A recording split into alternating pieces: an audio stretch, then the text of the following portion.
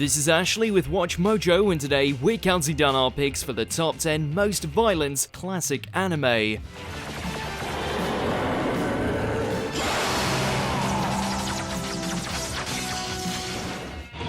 You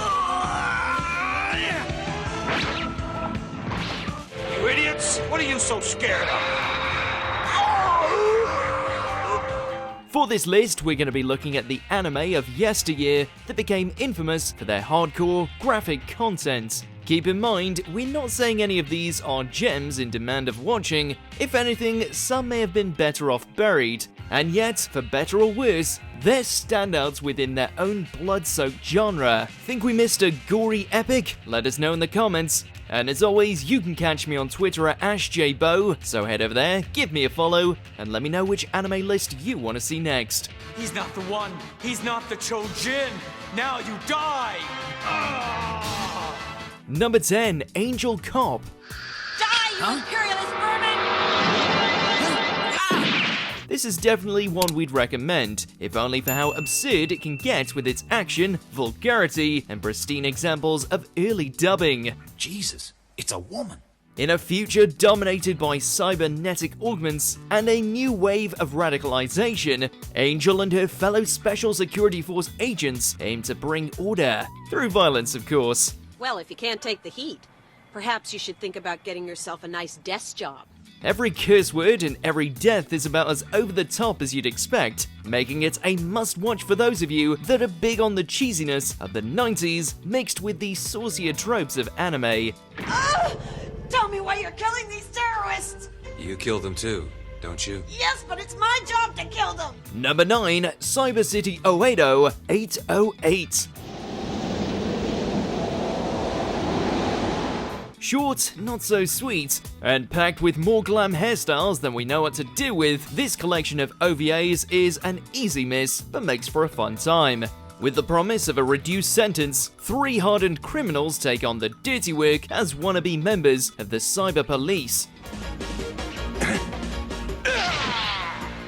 Even if the action can sometimes be drowned out by its meandering story, it still has some of the best so bad it's good dialogue you're likely to hear. Never change, Benton. I've gotta hand it to you, boys. You're not as stupid as you look. That'd be impossible. Number 8, Urotsuki Doji, Legend of the Overfiend. He's not the one. He's not the Chojin. Now you die. So this one comes with a few disclaimers. Yes, this one is very raunchy. And yes, it's also the pioneer of the, well, that being said, it's also got just as much decapitation and body horror as it does all the naughty stuff. So that's something, right? Come on, Chojin. Let's see how good you really are. I'll take you.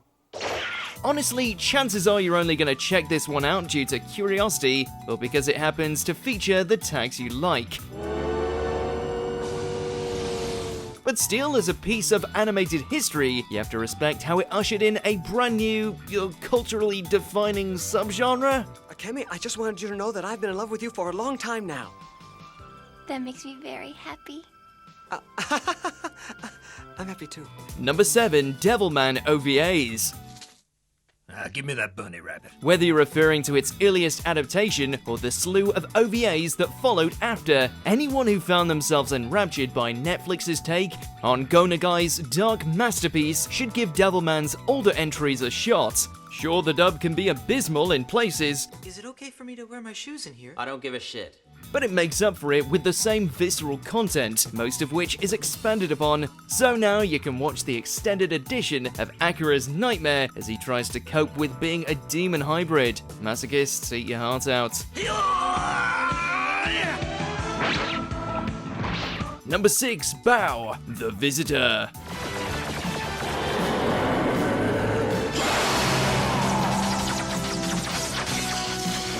Before there was Jojo, there was Bao. And what exactly is Bao? A mere man who finds himself infected with a strange parasite that turned him into a precursor for every single trope that Araki would eventually bring into the Joestar-verse.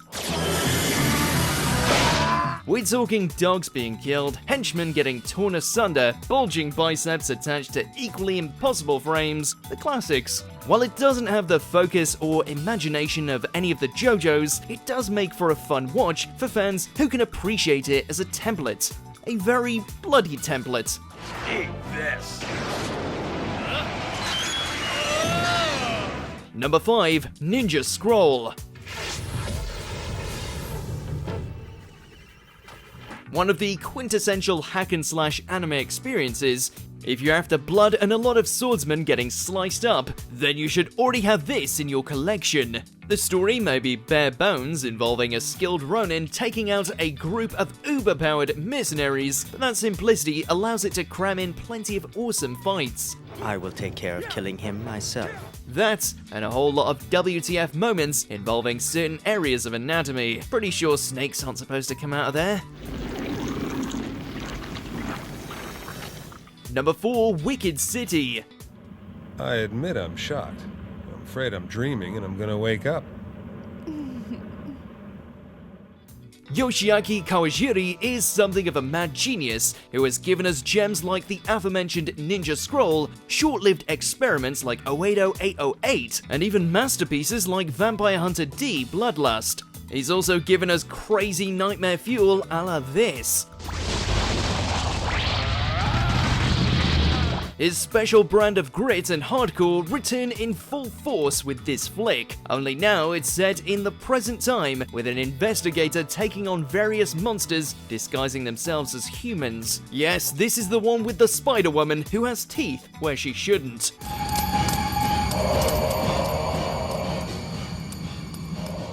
Number 3. Violence Jack. Now die. If you thought Devilman was too excessive with its depictions of humanity's savagery, then you haven't seen anything yet. Set in a post-apocalyptic world where raiders and survivors roam around committing one atrocity after another, you've got Jack, who decides to ram it right back in their faces. Think Fist of the North Star if it swapped out the martial arts for cannibalism, depravity, and all other kinds of unpleasantries. Just make sure you're in the right mood before giving this one a go. You idiots! What are you so scared of? Number 2. Midori.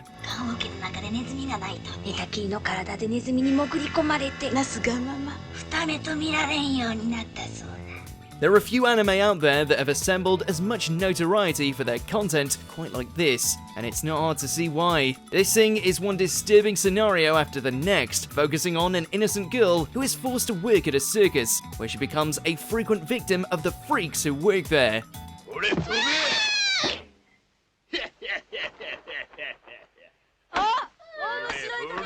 Nothing is off the table with this thing, genuinely sickening in some places, with its relentless shock factor causing it to be banned just about everywhere. Just be aware what you're getting into if you fancy going on the hunt for it.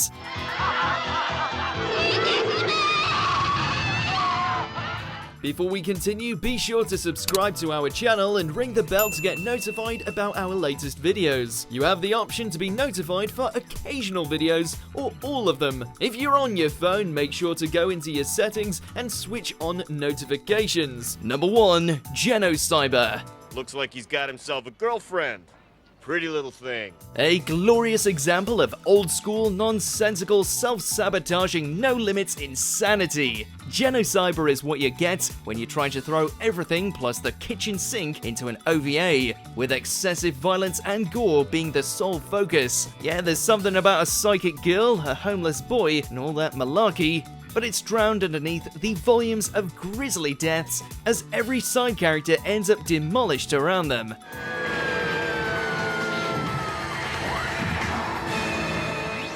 If not for its lackluster second and third episodes, we'd say this was something that demanded to be seen as a standalone example of animated carnage, but can still be a riot if you fancy watching people get mauled into molecular paste. Ugh.